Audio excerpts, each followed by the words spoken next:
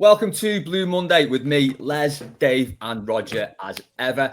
I'm going to talk through a few things this morning, but before we get into that, if you are listening on a podcast, do leave us a review and a star rating. If you're watching on YouTube, please leave a comment, give us a like, and subscribe. It all helps to make these podcasts even better than they already are. Lads, today we're going to talk about John Textor's comments on Talk Sport. It seems like there was a little bit of chicanery from Moshiri. And then we'll have a little quick look at pre-season because it kicks off tomorrow against Accrington and see where the squad's up to. A couple of signings in. It's all good, but I think, Rod, you sent over a snapshot of who we've got, and it's still pretty threadbare. First off, though, let's have a look at John Textor's comments. I've got them here. He did an interview on Talk Sport, where I think it was about the Crystal Palace thing, about them getting sort of demoted in Europe. But the conversation came round to Everton. Obviously, that's something that we could face. We'll go into this as well. That's something we could face if us and Roma qualify for Europe. The dual ownership thing, that could come and bite us. Probably will. Knowing our luck. But anyway, John Textor's comments. First of all, I didn't do that stupid Sky News interview on a whim. The owner of Everton called me and said, John, the fans really need to understand your strategy. I need you to talk to this guy called Alan Myers. I'd never met him, but I love him now, Myers. That was the dumbest interview you could possibly give if you didn't absolutely know you were going to be the owner of the club. So I absolutely knew I was going to be the owner of the club. What turns out is they were running two legal teams with the Chinese wall between them and two guys at the finish line with neither of them knowing. So, Rodger, I'll come to you first on this. Has Moshiri played them off? And is that a usual thing to do in business? Well, Talk Sport interviews as owners of football clubs is really the last home of the scoundrels, isn't it? That was Farhad's place of choice to communicate with us. He's played him. He's played him like a kipper. Is that the expression? Fiddle. Yes, I don't know what kippers are going to do with anything. So played like a fiddle. It's stitched up like a kipper, maybe, but He's played him like a fiddle. I don't think it's unusual to have competitive negotiations, but that level of duplicity and telling one party to give an interview is quite, I would say, unusual and perhaps underhand. Everything's fair in business, of course. Textor strikes me as quite a straightforward guy, actually. I quite liked him from that interview. He talked very openly.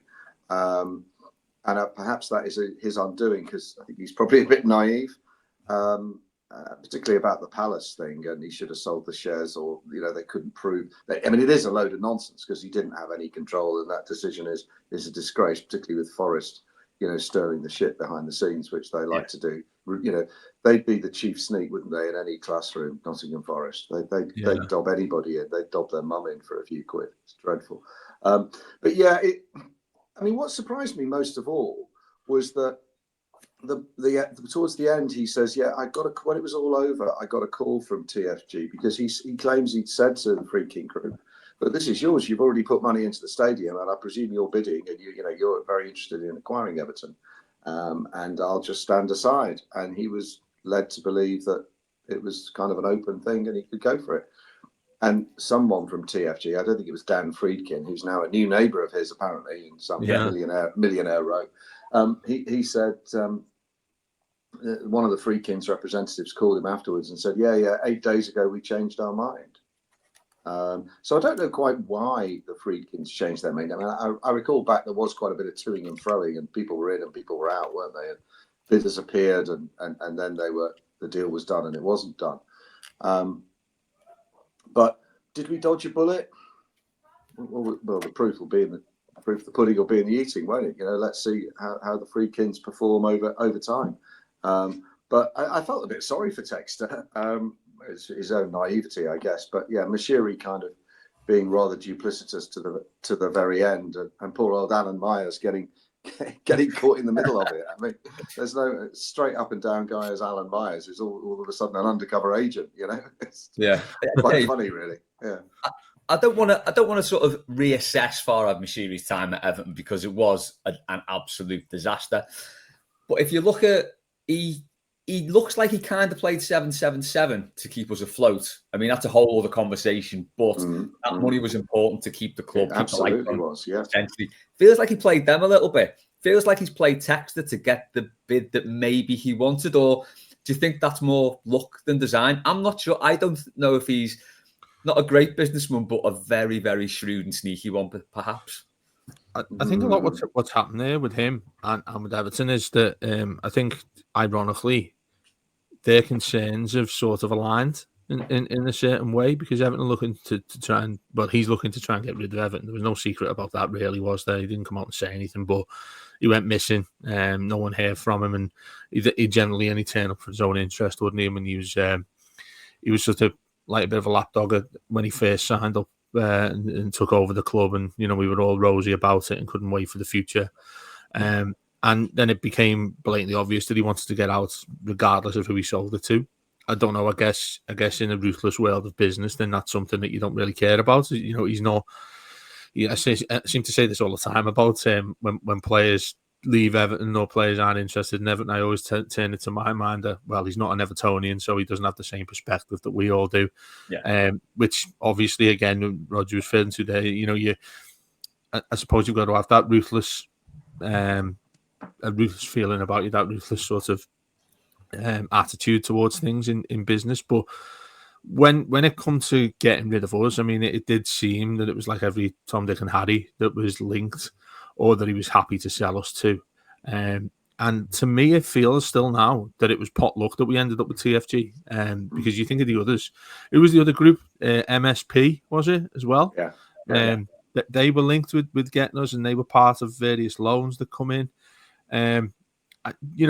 I think for once, and look, people will probably record this and come back to bite me in the bollocks when if something goes to shit with it. But I feel as if we've finally, at some point, as in our lives as Evertonians, ended up with the best of a really difficult situation in getting TFG, because I think for like the general underlying theme that we have a lot when we talk about it is the new stadium. In everybody's mind, the new stadium, it's a new Everton.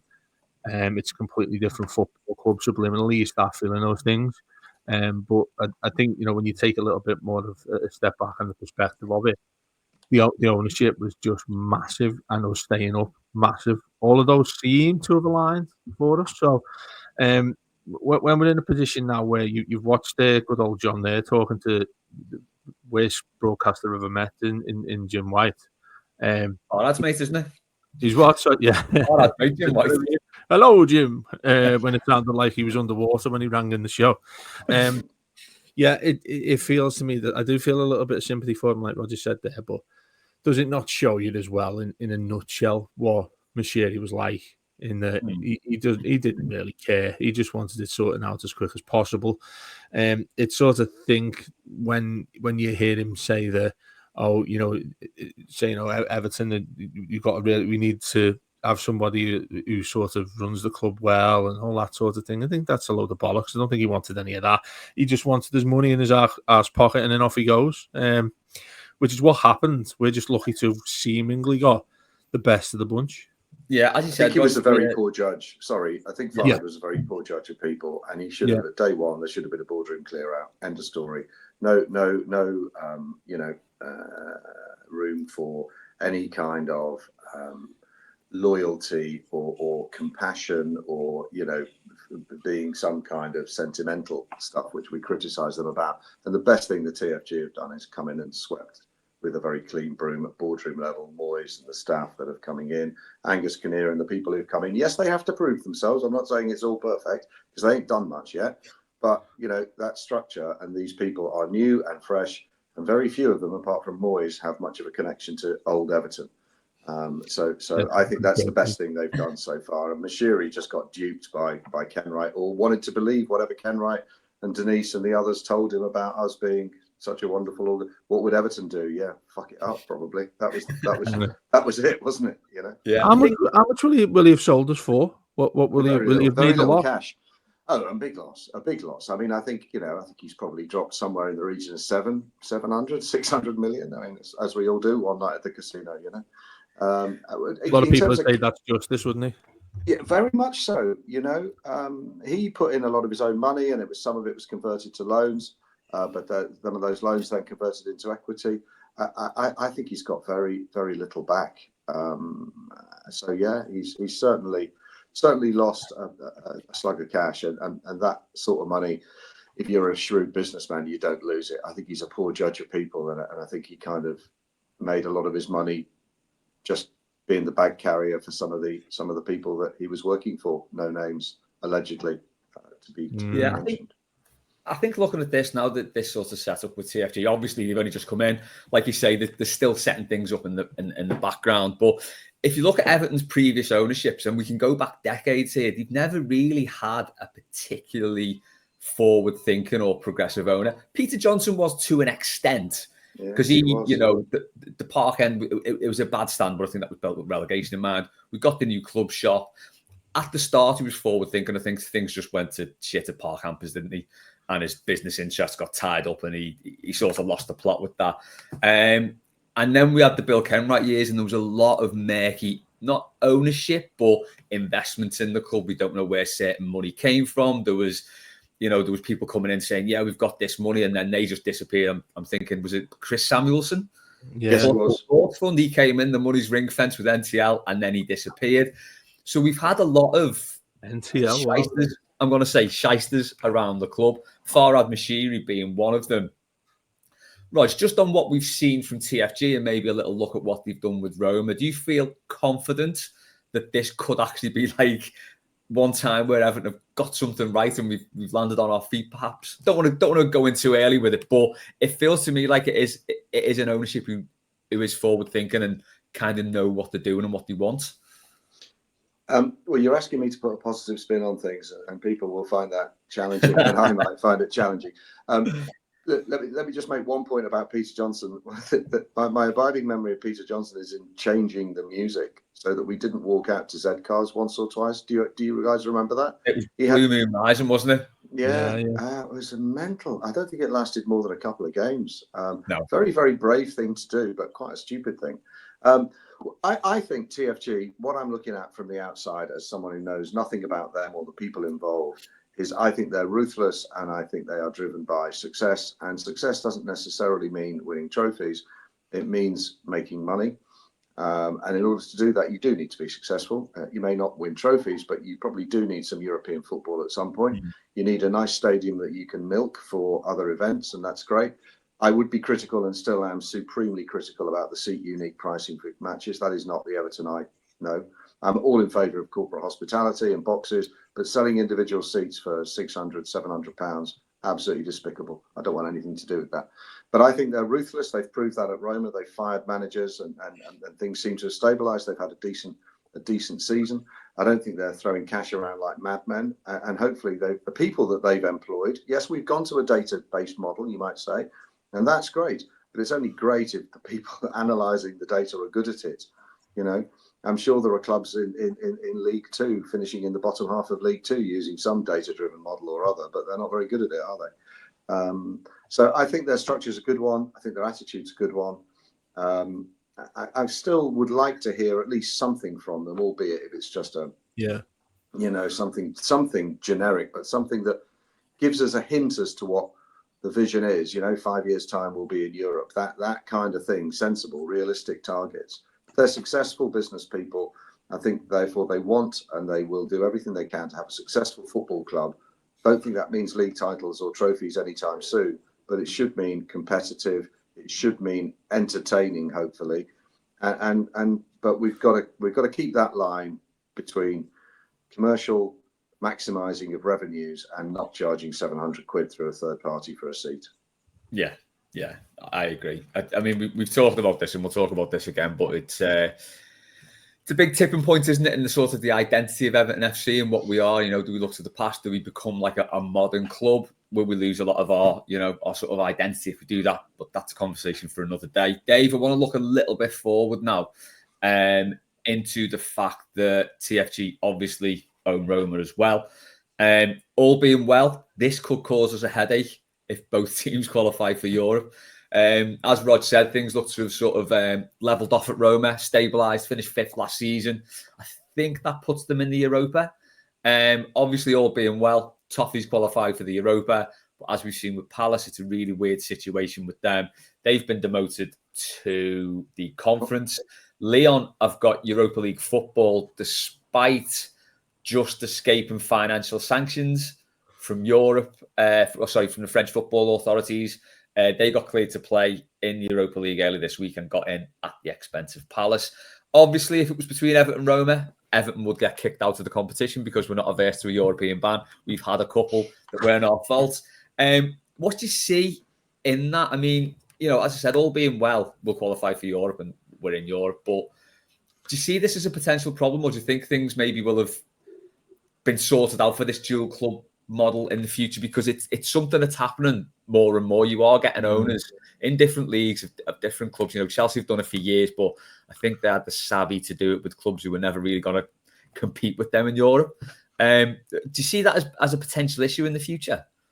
I do, yeah. I think, look, these groups, these people, these companies who take over football clubs, it does make me with a rude smile. I think that they're not really in the sort of knowledge of what happens at football club and the various connotations it does when you go and buy one with that everything, the baggage that comes with it. Now, obviously, we again, our show, we talk a lot about Everton's baggage and what we've got going forward and what we need to sort out in various facets of the club. But when you come in as an owner, you've got to know the simplicity of, well, you're allowed in this competition as long as you don't own somebody else. It's pretty straightforward, isn't it? It's pretty much what you know. We could argue until the sun sets later today, couldn't we, about whether it's right, whether it's fair, should the fact both of your clubs ended up qualifying for the Champions League position. On the other side of that, I think that it's obviously understandable that you quite clearly then have an interest in which one you want to do better. If they're in the same competition, clearly there's going to be issues there, and there's going to be sanctions and all sorts of stuff thrown at you by FIFA, UEFA, and every other group of letters in the entire world. And I feel as if where Crystal Palace have been done is that, and I think this is where emotion attaches to this. Because the great lad who does the podcast with them, I'm a massive fan of his. He's absolutely brilliant. I always forget that which way you put what order you put the letters in. HLCTO. Yeah, he's brilliant. Dan, his name is. He's brilliant at what he does. A really nice lad to talk to about it. Now, if you're a Crystal Palace fan, you're absolutely seething here, aren't you, at what's happened? But I mean, you should be putting your ear to the ground, and you hear the buffalo coming and things to saying, isn't it? And that's what it feels like that people should be aware of when they're looking at this. Now, for us, say we go and have an absolute belter of a season in the new stadium, we end up qualifying for the conference. This is the question I've got. So, like you said there, I think Palace have been deducted at the expense of Lyon being able to play in the Europa League. What happens if Everton and Roma both qualify for the Europa Conference? Where do you go after that? Who gets deducted to what level of European football? Because there isn't one, is there? So I think on that side of things, we're seeing that UEFA aren't too sure themselves about what should be happening. They're just sort of, well, let's kick the can down the road. We know we'll do this for now, but if we'll save it for the later date, we'll put it on the back burner, whatever saying you want to throw towards that. Concern us, yeah, absolutely. I mean, we're all optimistic with an asterisk around it that Everton are going to start progressing. And Roma, I don't know, Roma are a strange case, aren't they, in a club that's owned? I mean, you speak to any Roma fan, they'd have a mixed bag towards what TFG have been like in owning them. Some of the fans have been really happy with them and the investment they've put in. Others have been really critical of them, given it's slightly turbulent, hasn't it? Yeah, I mean, given the ruthless thing with Ranieri and the way in which legends are managing the club, and they're happy to just say, "Bye, here you go. There's a briefcase full of cash for you. We're going to go for somewhere else." That's a dangerous game to play. That's one of the concerns I have at us. As much as we want our owners to be ruthless when it needs to be, it's you sort of walking a tightrope, aren't you, when that sort of thing's in place, because it's sort of, I think people like that tend to make a decision on a whim, and that's what Moshiri did, to be honest with you. And that's where I go back to that point that I seem to make all the time. Just look at Moshiri and don't do what he did, and that you should be on the straight and narrow and looking at a more positive Everton Football Club. But yeah, I mean that's going to be. I mean, look, it's a nice thing to have. Let's face it. I mean, if us three sat here in 10 months' time, and we're saying, oh, do you know what? I'm absolutely fuming that we've been cut out of the Europa League and now playing in the Europa Conference. Would you take it right now? Yeah, absolutely. I'd give you right hand to take that right now. But yeah, I mean, it's something that I think, I don't know, in a quite a weird way, I'd like that to be a dilemma that we're going to have in the future. Well, looking ahead, Rodger, then to next season, it's I don't want to get ahead of myself, but if you look at the teams who we sort of need to beat to get to those positions, Forest are weakened and they've got European football. Palace have got European football. There's a lot of we've not got European football. A relatively decent finish last season, all things considered. I think we said before, it does feel like an opportunity to do something this season, doesn't it? When you look at the teams we're competing with, I think you keep the top 6 out of it. That's kind of gone probably, but I think those few places below that, I think they're probably up for grabs. Well, we've said this before. Absolutely, I think there are 9 English teams in Europe, so there's going to be a lot of Sunday games, aren't there? Yeah.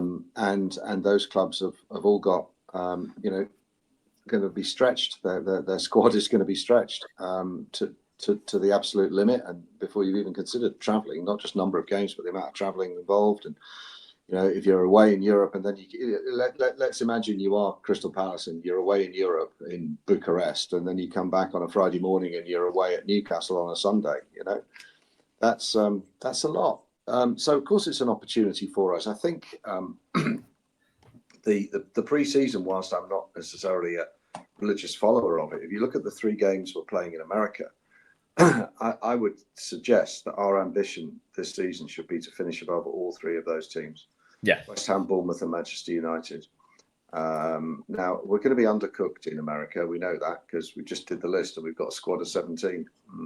So there'll be plenty of kids involved. But West Ham, we should finish above. Bournemouth have sold their defence. So and any season, we should be able to finish above Bournemouth. And Manchester United are still rubbish and don't know what they're doing and can't get players out the door and can't get players in. And they were rubbish last season and we finished above them last season.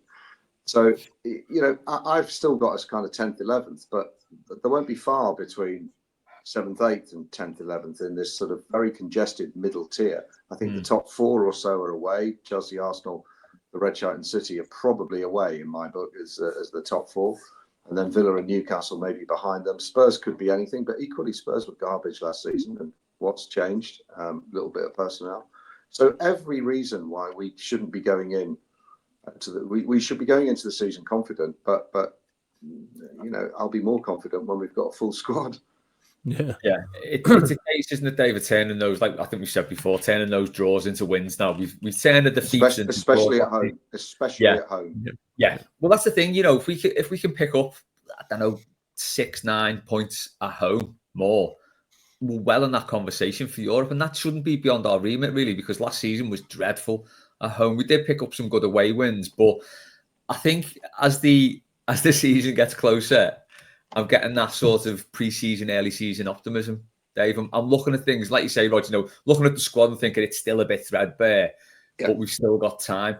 I think it gets a little bit tricky now, doesn't it, Dave, where pre-season starts, signing players becomes a little bit more tricky because the manager's obviously, away with the squad, especially when we go to the States. But I'm looking at pre-season and I think it's quite a nice build-up to the start of the season. So we've got Accrington tomorrow.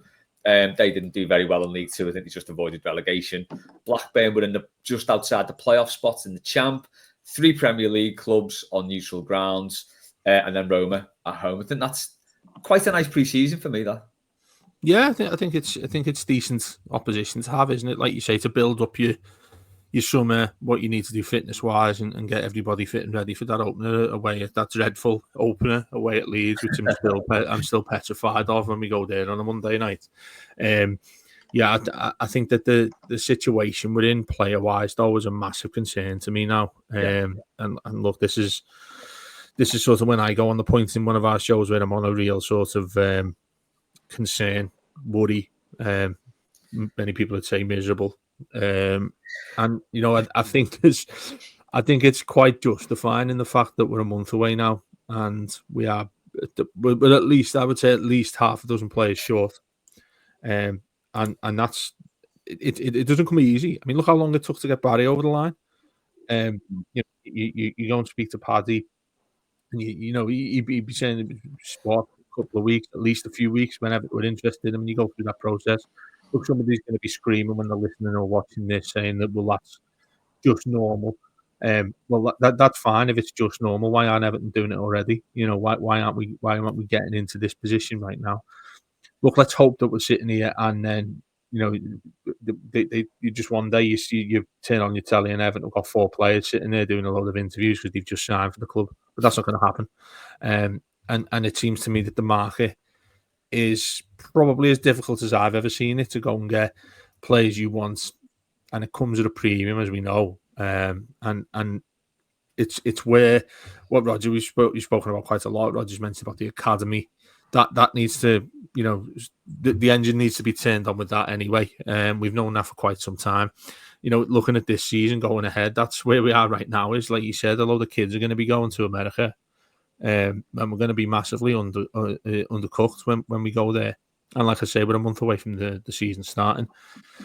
You've got to go and sign some players, and you've got to go and sign them quite quickly, because you've mentioned there that list of fixtures we've got building up to it starting tomorrow. If you've got that, the players that we haven't got yet are going to be joining into that process. Maybe 2, 3, 4 games where everybody else is sort of built up, like you say there. It's a good lineup of fixtures we've got coming up where everybody's able to sort of up the level a little bit on each, according to the opposition that we've got. Say in that scenario there, you've got a load of young lads who come in and really, really impress. Maybe not so much in the Accrington game, but when you start looking at when they've gone to the States, you maybe get a couple of lads and you think, wow, didn't know he was that good, which is obviously what scouts, what coaches and all that are going to look at and think, you know what, there's a little bit of a diamond there that we don't have to go and spend 40, 50 million quid for. Nonetheless, players need to be brought in, and they need to be brought in quite quickly, to be honest. I'll be worried about the start of the season. And look, we've done it a couple of times. We're not going to do it now, but went through the list of what we need, who you'd want to stay and who you want to go.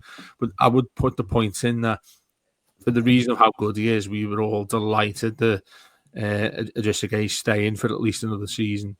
But the other side of it with me is I was overly excited. I don't think I'd have been celebrating as much as I was if Everton have actually done some business in the midfield area. And that, to me, is where we are right now. Yeah. If Everton have got a player who signs a new contract, great. That area, that exactly where they were, has been box ticked. Everton to progress needs somebody else in and around there. Everton needs to progress. If Everton to progress there, you need to buy some more players. You keep Idrissa Gueye in there and you buy midfielders. Say we went into the season with the same midfield that we had last season. You're not going to get any better. I think we'd still be the same, which is fine. When Moyes came in, he's done a brilliant job. Absolutely fine. If you were to double that the last half of the season, you double that up, Everton will be in Europe. Not a problem. But Everton's still miles away from that in terms of players that we haven't got yet. So I'm worried, Les. And sorry to go off on a bit of a tangent there, because all you asked me was the opponents are decent that we've got coming up. No, that's what I was going to go on to that next anyway. Oh, fair enough, mate. Doing your job. Yeah, because it's the midfield is the issue, isn't it? If we look at the defence, we're well stocked with centre backs at least. We have got no cover at left back. We've got cover at right back. Up front, although it's relatively light, we've still got a good 5 players in those 3 forward positions. If you look at the midfield, we've got Garner, Alcaraz, who you could say is more a forward player. He could play both, and Harrison Armstrong. Rog, big chance for Harrison Armstrong this summer. As you say, that midfield is very, very light in numbers. He really impressed at Derby last season. They want to keep hold of him. By all accounts, he's going to be a player. Big summer for him, but we desperately need more midfielders in, don't we? We can't go into the season with that. Absolutely. That's where the hole is. Paddy and Matt talked about that last week's byline. It was all very exciting, as Dave said about Garner, but Christ, we need some more. Garner's 30. How old's Garner? 36 now? Is that right? So. He's just turned 36, and supremely fit. And James Garner, okay, steady, nice and steady. Harrison Armstrong, let's hope we keep him, but I wouldn't expect we're going to get 25, 30 games out of him. in the middle of midfield, and Alcaraz again could be more of in the attacking third rather than the midfield three, or whatever the formation will be. So yeah, I think we need at least 2, if not 3, in that, because we've got 4 midfielders. Yeah, and you've got 2 for every position. So people have talked about the likes of Douglas Luiz, and some people have said, "See, we're really going to miss Doucouré now." Well, I'm less concerned about that, but I think we really need resources. The defence is fine, provided Pickford doesn't get injured and Tarkowski and Branthwaite come back fit, because there's still injury clouds over both of them. Right back's a massive concern, but midfield is where it's at, and particularly when you think about people coming in and the timing of them coming in and learning to play with each other and styles of play and who's going to stay and who's going to sit and who's going to go forward. I think you need longer with the attacking players and the midfielders than you should do with defenders. Centre backs defending at corners and formations, and whether we're holding a high line, playing offside, or what we're going to do, who's going up for corners, who's not, left back, right back, equally. Maybe they need to dovetail in with the players in front of them. But defenders, slotting a defender in my opinion, is a bit easier than getting a midfielder in, and they need time to work on formations, free kicks, patterns of play, especially in transition, which is a horrible word, but apparently it means winning the ball back. We need those players, and we're desperately thin. Yeah, you're right. It is easy to slot in centre backs and defenders because their job kind of stays the same no matter what. You might have zonal mark and you might have man to man, but basically a centre back just does centre back things. With the midfielder, you need them to be more dynamic, don't you? Are they going to drop deep? Are they going to push forward? There's a lot more that midfielders need to do. That's why I always hated playing midfield. It was too hard for my limited skill. Dave, there's nothing really been on the horizon as to with midfielders, but it is a priority position, and I do think I do want to see a lot more of Harrison Armstrong this summer too, and hopefully he can take his chance. Yeah, absolutely, and that's exactly what going to America is about. That's exactly tomorrow against Accrington's about, seeing this lad in the flesh, seeing what he can do, seeing that if he gets put into the mix of a Premier League side, that he's able to be well equipped to go and do that. But on the flip side of that is that the lad needs to get a decent chance when he's got the right players in and around him as well. You just don't want to say, "Oh, yeah, we'll see how good this lad is by putting him in." Okay, who've you got next to you, mate? Idrissa Gueye, who's putting fires out all over the pitch like he has done, because we don't really have a mobile player as much as Idrissa Gueye. He makes everyone sort of stick out like a sore thumb. I do find that quite interesting with Idrissa Gueye since he's been with us, because he just doesn't seem to have an off switch, despite the fact that he's looking more towards 40 than he is back towards 30. Yeah, he's 36 in September. Yeah. Okay. Well, I mean, it's incredible, the lad's fitness, and credit to him there. Sean Dyche is probably sat somewhere saying that's all down to me. But when you've just got him in there and you're putting in a young lad, I don't think it's fair on him to say, "Oh, we'll judge whether he's good enough or not," when you haven't got new players in and around him in the midfield area. And that's when it's a quartet or a duo, whichever way you set up a formation there. I mean, you need to be able to dovetail with each other. You need to be able to have an understanding in the midfield area.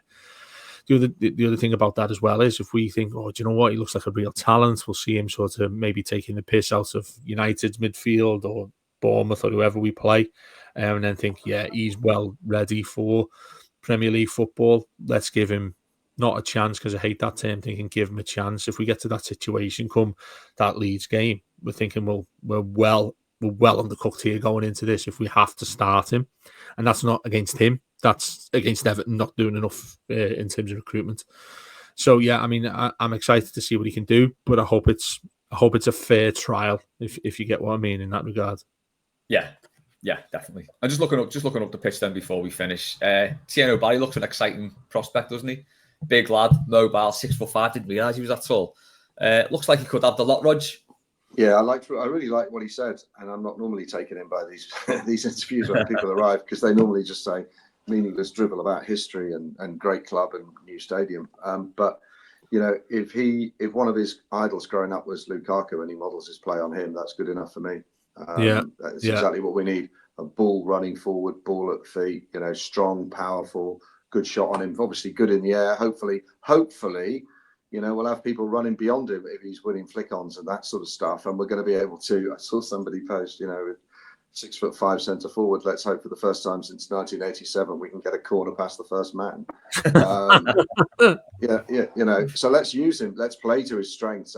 But he talks a good game.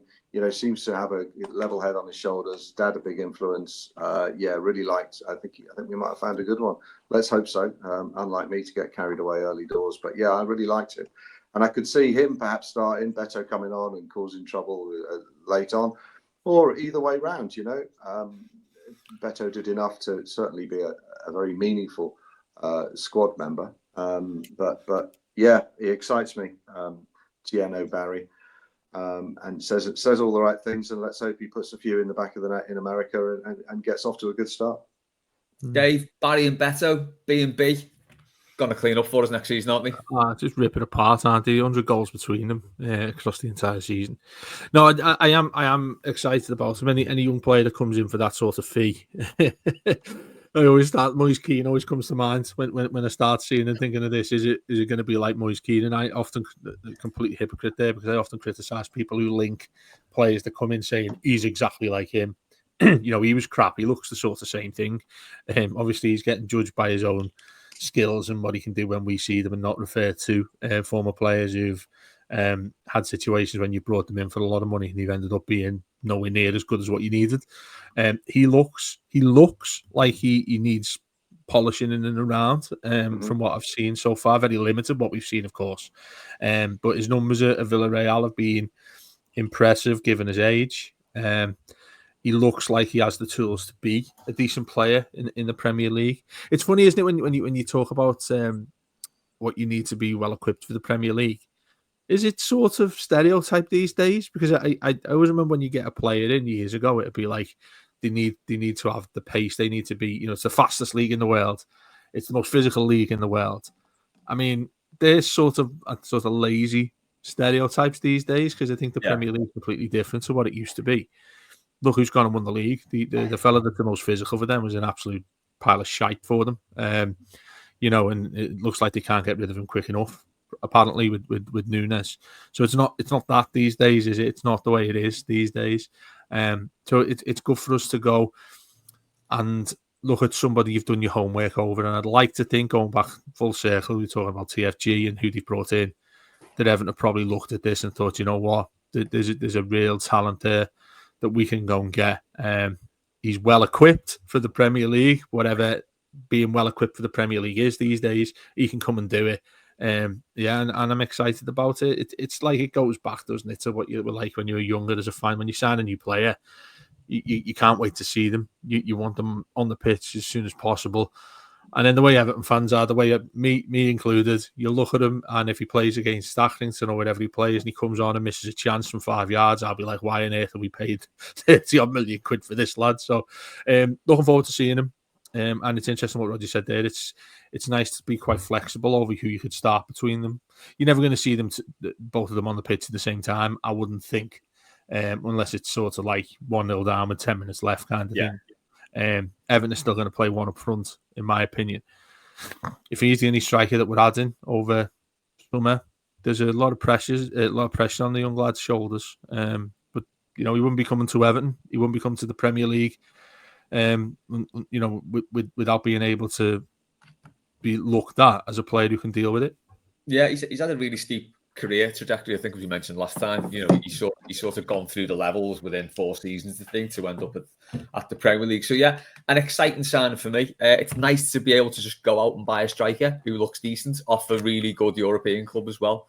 So yeah, hope he's like Jamie Vardy. You remember Jamie Vardy just come through like playing Sunday League football to win in the Premier League. Let's hope he's like that. Yeah. Oh, it's ours next season. I've got some breaking news. For you. And we missed someone out of midfield. And that's Timo Rabunum. So we actually have 5 in midfield. Yeah. We've got 5 in midfield now, and we've got a squad of 18. So there you go. That's exciting. Yeah, but that includes us 3. Yeah, I'm the reserve keeper. Yeah. just more reasons to be optimistic. Who says we're the miserable podcast on the Blue Room?